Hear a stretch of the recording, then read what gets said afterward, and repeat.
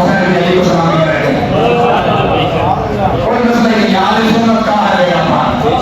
یہ سارے بیڑا پار والے بیٹھے ہیں. اہل سنت کا ہے بیڑا پار کیونکہ اصحاب حضور نائب ہیں اور ناؤ بڑے رسول اللہ کی. ہمارا بیڑا پار ہے. آج تک صحابہ کے ذکر سے مسئلہ ہے. آج علی صاحب نے یہ کیا 10 محرم کو حضور کے گھر والوں کی بارگاہ میں سلام پیش کریں گے. اور یہاں تو یہ تو مرکز ہے جہاں پر حضور کے صحابہ کے دن منائے جاتے ہیں, حضور کی اہل بیت کے دن منائے جاتے ہیں, مکان امت کے دن منائے جاتے ہیں. اور ہم یہ اعلان کرتے ہیں کہ ہم نبی کے بعد کے سر و سمن سے پیار کرتے ہیں. ہم ایک دور سے نہیں پورے سمن سے پیار کرتے ہیں.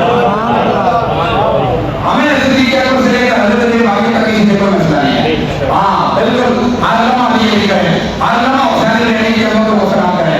یہ تو کوئی بات نہیں ہے. لیکن آج کے دن فاروق اعظم کریں گے. آج کے دن اسلام کے جنرل کو سلام کر کے کریں گے.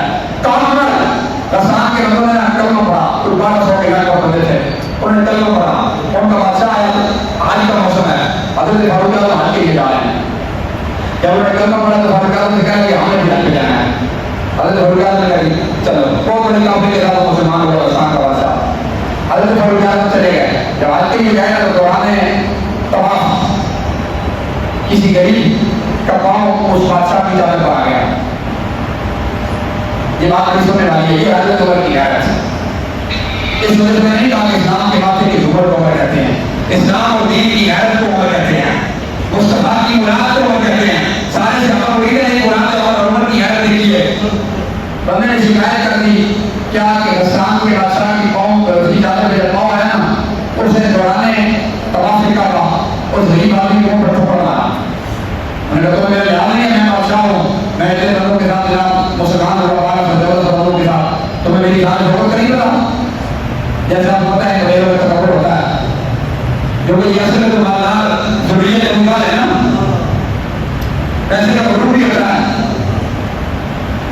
وہ مکے کا چودھری کونسلی کا کمانڈر اپنے نام کا گزار کو میں نے کہا کونسلی نہیں بڑا چودھری کا جسے گزار کہتے ہیں. اس کو بھی چودھری کا شاہ بھی چودھری کا, لیکن چودھرات کام نہیں آئی. وہ چودھرات کرتے رہے. اسلام نے سائن کر دیا. اسلام نے ابشک رہنے والی جان کر کے کام کروا دیا.